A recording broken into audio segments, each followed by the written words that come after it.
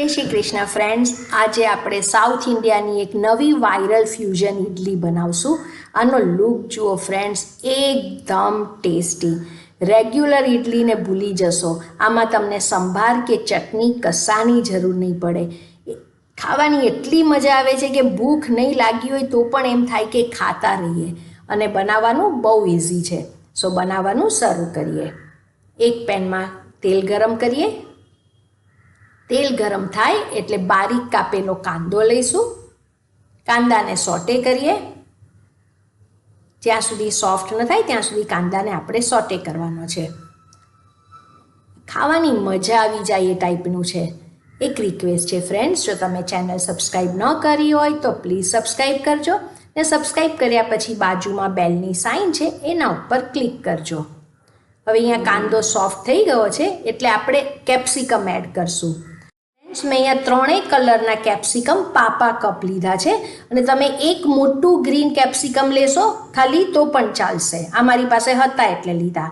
એક ટોમેટો, એને પણ બારીક કાપીએ. હવે મીઠું લઈશું અને બધું આપણે સોટે કરી લઈએ. કેપ્સિકમ અને ટોમેટોને પણ જરા સોફ્ટ થાય ત્યાં સુધી કૂક કરશું.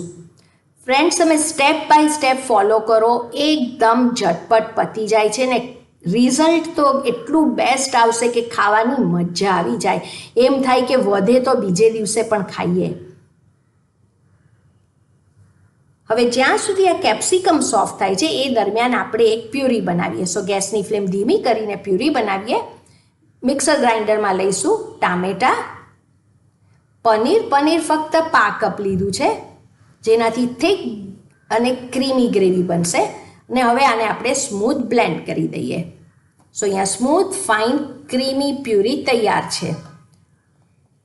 આનું ટેક્સચર જુઓ, એકદમ મસ્ત પનીરને લીધે લાગશે. હવે આપણે કેપ્સિકમ જોઈએ. કેપ્સિકમ પણ સરસ સોફ્ટ થઈ ગયા છે.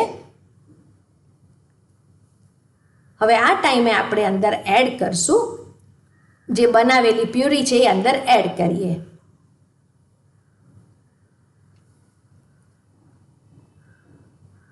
હવે મેં મિક્સર ગ્રાઇન્ડરમાં 2 ટેબલ સ્પૂન પાણી લઈ લીધું છે એટલે બધું પ્યુરી બરાબર અંદર આવી જાય. હવે મસાલા બહુ જ ઓછા છે આમાં.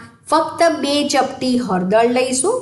કાશ્મીરી લાલ મરચું, કાશ્મીરી જ લેજો, કલર સરસ આવશે. અને થોડોક સંભાર મસાલા બહુ નથી નાખ્યો મેં, અડધી જ ચમચી. ને ફ્રેન્ડ્સ, જ્યારે આપણે કાંદા સાતળ્યા ત્યારે હું લીલું મરચું અને લસણ નાખવાનું ભૂલી ગઈ હતી, તો હું હમણાં નાખું છું. પણ તમે જ્યારે કાંદા અને કેપ્સિકમ કરો ત્યારે લીલું મરચું અને લસણ એડ કરી દેજો. સો એ વખતે એડ કરવાનું નહીં ભૂલતા. મેં હમણાં બાજુમાં સાઈડ પર મિક્સ કરી લીધું છે. હવે બધું મિક્સ કરીએ. ફ્રેન્ડ્સ, આ એટલું ટેસ્ટી બનશે કે તમે સંભારને ચટણી ભૂલી જશો. ખાવાની રિયલી મજા આવી જાય છે. એમ થશે કે એમનેમ જે આ પ્યુરી છે એ જ આપણે એમનેમ ખાઈ લઈએ.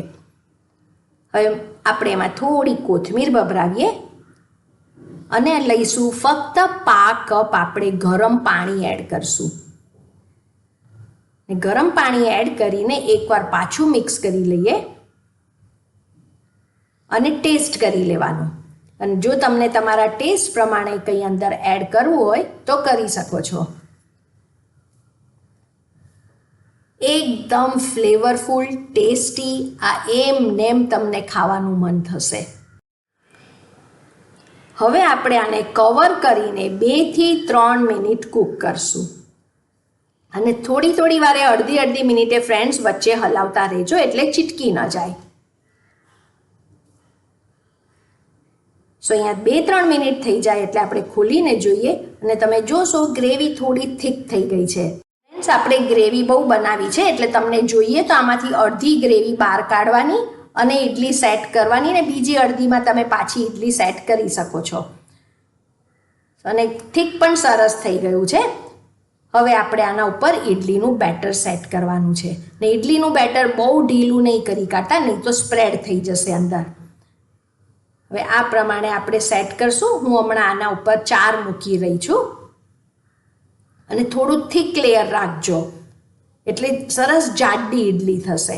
ખાવાની મજા આવી જાય ફ્રેન્ડ્સ.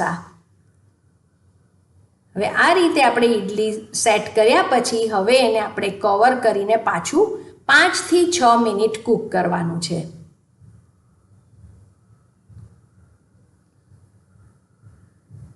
સો 5 to 6 મિનિટ્સ આ રીતે આપણે એને મીડિયમ ટુ હાઈ ફ્લેમ પર કૂક કરશું.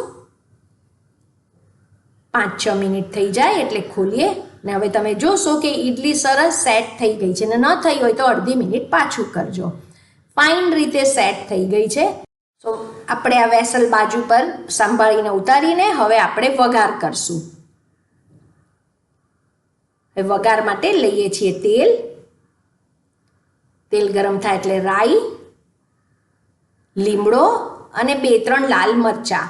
માં બોરિયા મરચાં હોય તો બોરિયા મરચાં પણ નાખી શકો છો. હવે વઘાર થઈ જાય એટલે આપણે ઈડલી જે બનાવી હોય એના ઉપર થોડા સ્પ્રેડ કરશું એટલે મસ્ત વઘારની પણ ફ્લેવર આવશે. ફ્રેન્ડ્સ, ઈડલી ચટણી, ઈડલી સંભાર ભૂલી જશો એટલી ટેસ્ટી આ વેરાયટી છે. મસ્ટ ટ્રાય રેસીપી છે, એકવાર તો જરૂર ટ્રાય કરજો. ઘરમાં નાના મોટા બધાને ભાવશે.